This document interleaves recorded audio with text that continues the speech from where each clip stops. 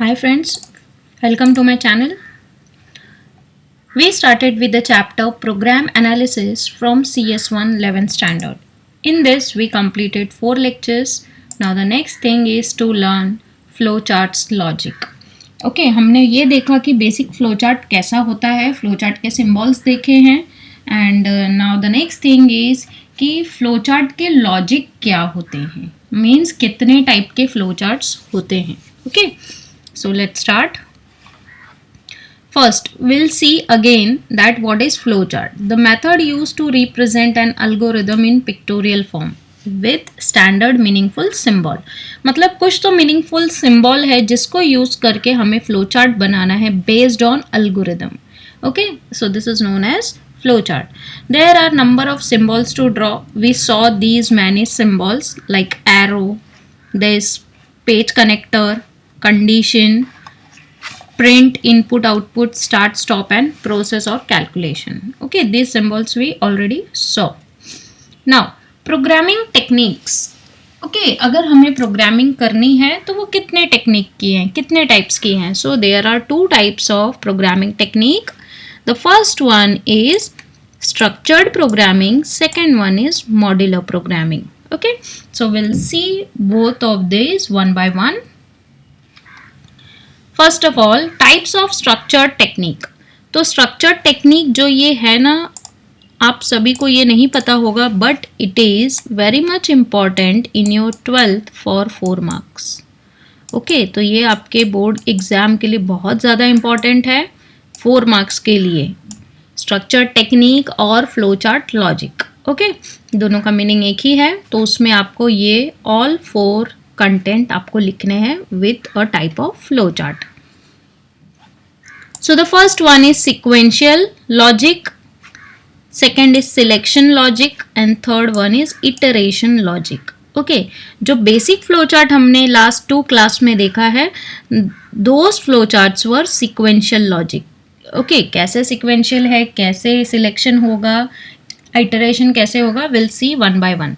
So you can see in selection logic we are having single selection and double selection. Okay, so let's see one by one.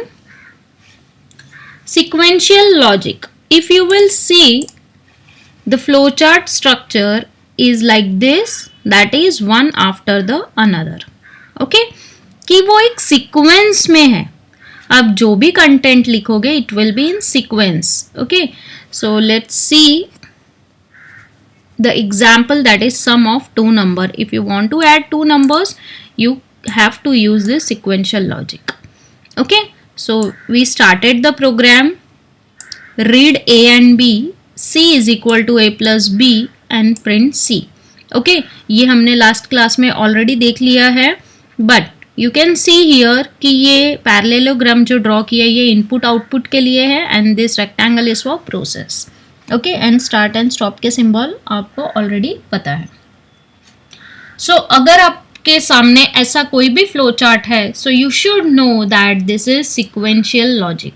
तो exam में आपको ये must है draw करना, ये structure must है और अकॉर्डिंग टू दिस स्ट्रक्चर ये एल्गोरिदम मैंने आपको समझाने के लिए बताया है. Okay, that is if we are having program of sum of 2 numbers then it means it is sequential logic. So I drawn this flowchart based on algorithm. Okay, now the second one is single selection. Now see the condition first. आप पहले single selection का meaning क्या है वो देखेंगे. तो अगर कोई मेरा प्रोसेस हो रहा है यहाँ पे then I am having one condition. Okay, अगर मेरा कंडीशन ट्रू है तो मेरा मॉड्यूल 2 आएगा and if it is false, क्योंकि कंडीशन है तो कंडीशन मे बी ट्रू और may be false. So if it is true मेरा आंसर में क्या आएगा, मॉड्यूल 2 का डेटा आएगा and if it is false directly वो मॉड्यूल 2 के बाद में आएगा. Okay, so this is known as single selection की अगर आपका कंडीशन एग्जीक्यूट हो रहा है तो आपके पास सिलेक्शन का क्या है, सिंगल ही है, only module 2. Okay, so how it is, see. If we are having a program where we have to check that a is greater और नॉट, सिर्फ हमें एक ही नंबर चेक करना है, that is a is greater और not, सिर्फ a के लिए। ओके सो देखो हमने प्रोग्राम कैसे स्टार्ट किया, हमने प्रोग्राम स्टार्ट किया a इज ग्रेटर और नॉट, तो हमें कोई तो दो वैल्यू लेनी है और जिसमें से हमें a चेक करना है, that is a is greater और नॉट। तो यहाँ पे a की वैल्यू, सपोज मैंने a की वैल्यू यहाँ पे 5 रीड की है, b की 3 रीड की है। Okay so if I will put these values here, 5 is greater than 3, true और फॉल्स। ट्रू है तो क्या होगा, print a is greater, and if it is false तो क्या होगा, प्रोग्राम मेरा स्टॉप होगा। Okay what is the meaning, that is जो a का वैल्यू एंटर हुआ था वो स्मॉल है, फिर अगर हमारा प्रोग्राम डायरेक्टली स्टॉप हुआ तो। ओके और अगर a का वैल्यू ग्रेटर होगा तो क्या प्रिंट होगा, print a is greater. Okay so this is the meaning single selection, और ये आपको बहुत ज़्यादा क्लियर तब समझ में आएगा जब आप डबल सिलेक्शन देखोगे। So let's start with the double selection. See the syntax of double selection logic. अगर मेरे पास कोई एक प्रोसीजर है, फिर एक कंडीशन है, कंडीशन अगर ट्रू हुआ तो ये मॉड्यूल 2 आएगा, एंड कंडीशन अगर फॉल्स हुआ तो मॉड्यूल 3 आएगा। ओके मीन्स इसमें मुझे दो चॉइस है, एंड प्रीवियस वन में कितना था, सिर्फ एक choice, so that was single selection. यहाँ पे मेरे पास मॉड्यूल 2 भी है, 3 भी है, इफ इट इज ट्रू और फॉल्स। ओके कुछ भी अगर एग्जीक्यूट होता है तो मेरे पास कुछ तो डेटा आएगा, so this is known as double selection. Okay now see the logic with a program. So here we are having a program, that is which number is greater, or we can say find out greatest of two number. Okay, if you are having the aim, that is find out greatest of two number. So it is the same way we are having for single selection, read A and B. Suppose now value of A is 3 and B is 5. Okay, if I'll put the same value here, what I'll get, 3 is greater than 5, true or false, so it is false. तो मेरा false का statement execute होगा। What is the meaning, print B is greater। अगर ये condition false हो रहा है उसका क्या मतलब है कि A का value छोटा है और B का बड़ा है, that's why we'll get on screen that is B is greater, and finally after this we have to stop our program according to the flowchart। Okay अगर ये कंडीशन ट्रू होता तो क्या मिलता मुझे, A इज ग्रेटर, तो ये false हो गया तो अब मुझे क्या मिलेगा, B इज ग्रेटर। सो यहाँ पे मुझे दो चॉइस है, that's why it is double selection. Okay now the third one is iteration logic. So ये बहुत इंपॉर्टेंट है, this logic you will get in maximum programs. ये कैसे होता है कि आपको एक लूप मिल रहा है कॉन्स्टेंटली। ओके मतलब आप कंडीशन चेक करोगे, एग्जीक्यूट करोगे, फिर से आपको उसी कंडीशन में जाना है, means number of time we are going in that condition, that is known as iteration. Means constantly आपको एक ही काम बार बार करना पड़ रहा है। ओके जब तक कंडीशन ये ट्रू होगा आपको इसी मॉड्यूल में रन करना पड़ेगा अपना प्रोग्राम, जब तक कंडीशन ट्रू है, और जैसे ही कंडीशन फॉल्स हो गया आप इस मॉड्यूल के बाहर आ जाओगे। Okay you will move to the next step. Okay so in this way this is executed and it is known as iteration logic. Iteration का मीनिंग है रिपीटेशन। ओके हमें एक कंडीशन रिपीट करनी है जब तक कि वो कंडीशन ट्रू है। ठीक है, कंडीशन इन द सेंस उस कंडीशन के बेसिस पे जो भी प्रोसीजर होगा हमें उस प्रोसीजर को रिपीट करना है जब तक कि वो कंडीशन ट्रू है, और जैसे ही वो कंडीशन फॉल्स होती है हमें हमारा रिपीटेशन स्टॉप करना है। So let's see one program. So example for iteration logic is draw flow chart to find sum of first 5 numbers. Okay तो इसमें मुझे क्या करना है, first 5 number, that is 1 + 2 + 3 + 4 + 5। So this is little complicated program for you at the level of 11th standard because iteration कैसे होता है ये आपको बहुत कंसंट्रेशन के साथ देखना होगा प्रोग्राम, तभी आपको समझ में आएगा। Okay actually I want to do that is 1 + 2 + 3 + 4 + 5। Okay now इसलिए मैंने सम का स्टार्टिंग वैल्यू 0 ले लिया।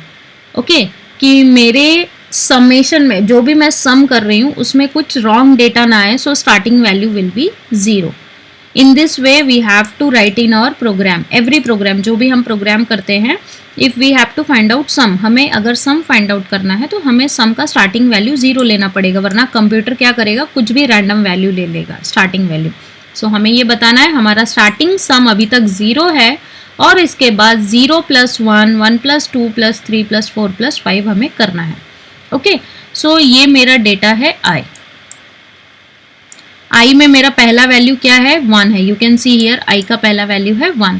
तो मुझे कितने नंबर्स का सम चाहिए, टिल 5. तो i का जो मैक्सिमम वैल्यू है कहाँ तक जाएगा, it will go till 5, because according to my aim कि मुझे क्या चाहिए, सम ऑफ फर्स्ट 5 नंबर. अगर मैंने लिखा होता एम में sum of first 10 number, so instead of this 5 यहाँ पे 10 होता. ओके, और ये i की जगह आप j, k, l, m, a, b, c, d आप कुछ भी ले सकते हो. सो ये रीड हुआ. फिर कंपाइलर जो है, जो प्रोग्राम रीड करता है, वो यहाँ पे आया तो उसे क्या मिला, 1. i का वैल्यू क्या है, 1 है. 1 कंपेयर्ड विथ 5, उसने चेक किया कि जो ये 1 है, i का वैल्यू है, ये 5 से छोटा है या बराबर है, तो वो छोटा है. Okay, so it means it is true. True है तो कहाँ जाएगा, यहाँ पे जाएगा. तो मुझे क्या मिला, सम का स्टार्टिंग वैल्यू क्या था, 0 प्लस i का starting value is 1. what I'll get, 0 + 1, I'll get सम का वैल्यू एज 1. नाउ अभी मुझे 1 to 5 सम करना है, तो मेरा 1 का तो टोटल आ गया. Now next number is 2. तो हाउ I'll get, तो मुझे क्या करना है, i का प्रीवियस वैल्यू क्या था, 1 था, उसमें मुझे एक और ऐड करना है, so that I will get value of i as 2. ओके, नाउ अब आप देखोगे कि इसका फ्लो चार्ट देखो यहाँ जा रहा है. सो अब मुझे क्या मतलब है इसका, i का वैल्यू 2 होने के बाद में मुझे कहाँ जाना है, यहाँ पे जाना है, इस कंडीशन पे जाना है. Okay, so I will remove it. ये हमारा फर्स्ट टाइम कंपाइल हुआ लूप. नाउ सेकेंड टाइम, अभी i का वैल्यू मेरा क्या हो गया, 2. 2 कंपेयर्ड विथ 5, ट्रू और false. So this is true. 2 है जो ये जो 2 है वैल्यू, ये 5 से छोटा है. ओके, तो आपको ये कंडीशन में ये चेक करना है कि आपका जो भी i का वैल्यू होगा, it should be less than और इक्वल टू 5. ओके, तो अब मेरा सम क्या होगा, सम का मेरा प्रीवियस वैल्यू था 1 प्लस i का करंट वैल्यू है 2. what I'll get sum as 3. now I have to, according to the flow chart you have to move. okay, now i का लास्ट वैल्यू क्या था, आप देख सकते हो यहाँ पे लिखा हुआ है 2. 2 + 1, what I'll get, 3. Okay, so i का वैल्यू 3 लेके मुझे फिर से कहाँ जाना है, कंडीशन में जाना है. Getting? So in this way it will be rotated constantly and the last will be here for 5 is less than equal to 5. Okay, तो अब यहाँ पे क्या होगा, सम का जो भी लास्ट वैल्यू होगा वो एग्जीक्यूट होगा. फिर i का वैल्यू क्या हो जाएगा, last value is 5. At present you can see here last value is 5 + 1 6. Okay, तो i इज इक्वल टू 6. अब मेरा डेटा यहाँ पे आएगा in this loop again. So let's see what we'll get for i is equal to 6. If we'll write i के place पे अगर हम 6 लिखते हैं, so tell me this condition is right or wrong. 6 क्या स्मॉलर है 5 से और इक्वल है, दोनों भी नहीं है. what it means, it is false. if it is false then हमें क्या करना है, फाइनली सम जो है वो प्रिंट करना है. ओके, तो जो भी सम का वैल्यू आएगा वो हमें प्रिंट करना है. So will get sum as 15. If you will do the total of 1 + 2 + 3 + 4 + 5, so will get 15. So जैसे ही ये इटरेशन फॉल्स होगा तो मेरा फाइनल वैल्यू प्रिंट होगा, that is sum is equal to 15 and my program will stop. So this is the logic of iteration. तो कोई भी अगर हमारे पास बड़ा प्रोग्राम है तो यही लॉजिक हर जगह पे वर्क होता है. ओके, सिक्वेंशियल लॉजिक जो है बहुत कम जगह पे वर्क होगा जब आप सिर्फ छोटे छोटे प्रोग्राम्स रन कर रहे हो. Okay, So please practice for this flowchart. In board also you are having this flowchart for 4 marks. 4 flowcharts for 4 marks. And this is actually board content. So prepare it from this level only so that in 12th you will easily secure 4 marks. Okay. Now the next. हमने अब तक क्या पढ़ा? Structured programming. Now the next is or the second is modular programming. Okay. तो modular programming कैसे होता है? If I will show you the diagram, see this, मेरे पास एक प्रोग्राम है. ओके उस बड़े से प्रोग्राम को मैंने छोटे छोटे मॉड्यूल्स में कन्वर्ट किया है. ओके मीन्स और आई कैन से मैंने एक बड़े प्रोग्राम को छोटे छोटे मॉड्यूल्स में डिवाइड कर दिया है. ओके तो ये जो मॉड्यूल है, ये जैसे जैसे मॉड्यूल्स पूरे कंप्लीट होंगे मेरा प्रोग्राम भी धीरे धीरे कंप्लीट होते जाएगा. Okay so if we will read this, in modular programming main program is prepared by writing sub modules और सब प्रोग्राम. तो अगर हमें एक बड़ा प्रोग्राम बनाना है तो हमें वो देखना है कि उसके इंटरनली सब प्रोग्राम्स कौन से हैं. ओके तो अगर मुझे पहले अगर कोई कॉलेज बनाना है और कोई स्कूल बनाना है, so what I will do, I will start with a small classroom. पहले मुझे एक एक क्लासरूम प्रिपेयर करना है. ठीक है, एक मॉडल बनाने के बाद में, एक बिल्डिंग का मॉडल बनाने के बाद में हमें पहले क्या करना पड़ेगा, एक छोटा छोटा क्लासरूम पूरा प्रिपेयर करना पड़ेगा. दैट इज और सब मॉड्यूल्स. ओके और जैसे जैसे ये सारे सब मॉड्यूल्स प्रिपेयर हो जाएंगे हमें हमारा स्कूल कंप्लीटली प्रिपेयर्ड मिल जाएगा. ओके सेम वे हियर कि अगर आपको कोई बड़ा प्रोग्राम बनाना है तो आप उसको उसके अंदर के छोटे छोटे प्रोग्राम्स को ढूंढना होगा और उसे कंप्लीट करना होगा. तो जितने भी आप उसके छोटे वाले प्रोग्राम सब कंप्लीट कर लोगे तो वो सारे प्रोग्राम को ज्वाइन करके आप क्या कर सकते हो, मेन प्रोग्राम बना सकते हो. So this is the way we are doing modular programming. Okay I hope कि ये स्कूल के एग्जाम्पल से आपको इसका मीनिंग समझ में आ गया होगा. Each सब प्रोग्राम में बी कॉल्ड एज फंक्शन और प्रोसीजर. ओके तो ये जितने भी सब प्रोग्राम से ये क्या होते हैं, ये फंक्शन या तो प्रोसीजर होते हैं. तो इन फ्यूचर और इन 12th ऑल्सो आप ये फंक्शंस के बारे में पढ़ने वाले हो, जहाँ पे C++ के प्रोग्राम में बहुत सारे फंक्शंस होते हैं. ओके और वो सारे फंक्शंस को मिला के एक्चुअली आपका पूरा एक प्रोग्राम बनता है. Okay so basically clear your theory so that in future you are able to do the program based on functions and procedure. Okay so each module is called as subroutine. तो जितने भी छोटे छोटे modules हैं इसे क्या कहते हैं, subroutine. Routine means a kind of instruction और programme.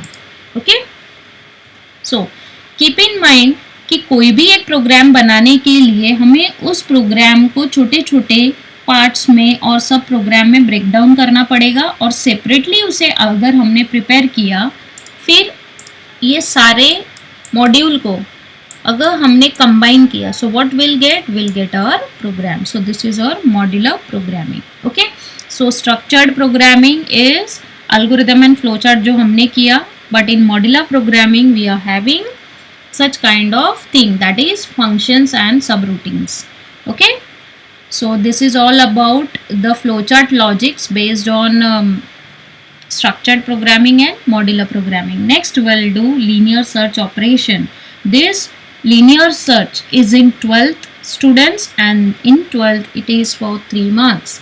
So start preparing this from this year only and secure your 3 marks. So in our next lecture we'll do linear search algorithm.